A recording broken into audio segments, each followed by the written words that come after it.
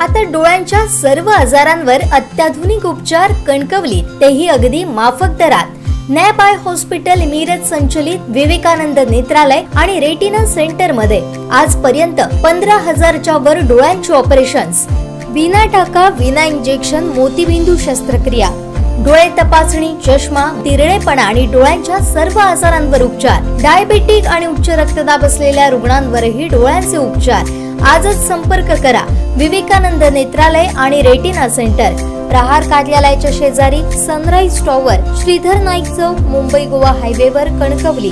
वेंगुर्ले उभादांडा येथील new English school Ubhadanda शाळेच्या वाटेसंदर्भात उभादांडा गावातील लोकांनी लोकसभा निवडणुकीवरती बहिष्कार घालण्याचा निर्णय घेतल्याचं वृत्त प्रसारित झालं होतं। याबाबत तेथील रहिवासी अंकुश वेंगुर्लेकर यांनी याबाबतची त्यांची प्रतिक्रिया दिली। या संदर्भातील प्रकरण न्यायप्रविष्ट असल्याचं त्यांनी सांगत यावरती सविस्तर भाष्य केले। नेमकं काय म्हणाले वेंगुर्लेकर पाहूयात। नमस्कार, मी अंकुश वेंगुर्लेकर, उभादांडा वेंगुर्ला। काल ह्याच चॅनलवर एक इंग्लिश स्कूल उभादांडाच्या रस्त्याबाबत बातमी प्रसारित झाली होती। त्याबाबत मला माहिती द्यायची आहे। तर जी न्यू एज्युकेशन सोसायटी उभादांडाची चालवत असलेली इंग्लिश स्कूल उभादांडा ही शाळा आहे, ती पूर्णपणे बेकायदेशीर, अनधिकृत आणि अकृषिक वापर करून बांधलेली आहे।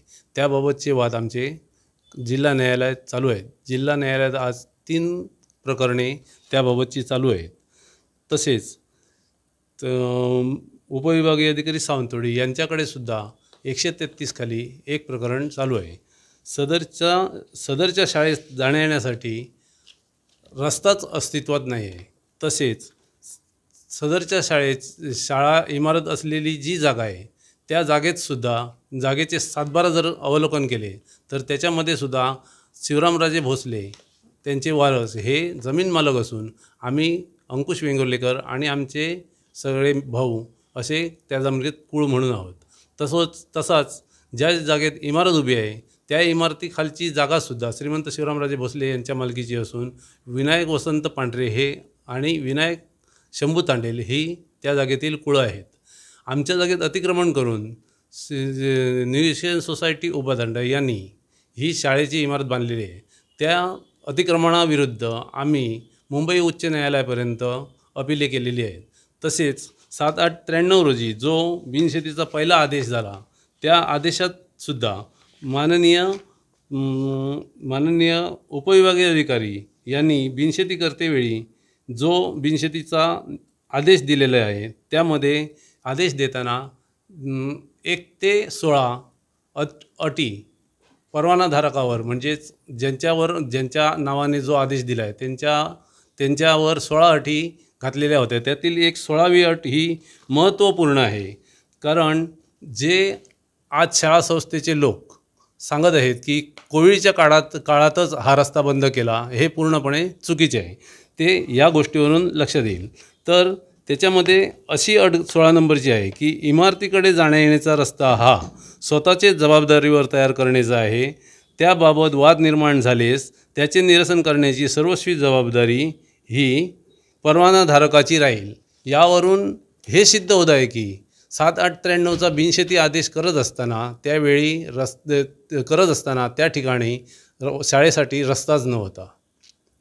तसंच ह्या अतिक्रमणाबाबत आमचे वेगवेगळ्या कोर्टात केसेस चालू आहेत।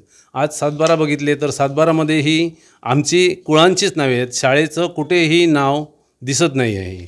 तसेच कुळांचं नाव कुठेही दिसत नाही। तसेच जो बिनशेती आदेश झाला त्यावर आम्ही हायकोर्टपर्यंत अपिले केल्याच्या नंतर आम्ही त्याबाबत हायकोर्टाने असा निर्णय दिलेला आहे की जरी शाळा इमारत त्या ठिकाणी उभी असली तरी त्यांचा तो हक्कसंबंध ठरू शकत नाही। त्यामुळे त्या जागेत कुणाचे हक्कसंबंध आहेत, कुणाचं टायटल आहे हे तुम्ही डिस्ट्रिक्ट कोर्टाकडे जाऊन खालच्या कोर्टात जाऊन सिद्ध करा। त्याप्रमाणे आम्ही डिस्ट्रिक्ट कोर्टात क्रमांक 20/2000चा दावा दाखल केला। त्याचा निकाल 16/12/16 रोजी लागलेला आहे। त्या निकालात सुद्धा सर्वे नंबर 13 हिस्सा नंबर 14 मधली पूर्ण बिनशेती ही रद्द केलेली आहे। तसेच त्याच निकालात जे खरेदी खत दिनांक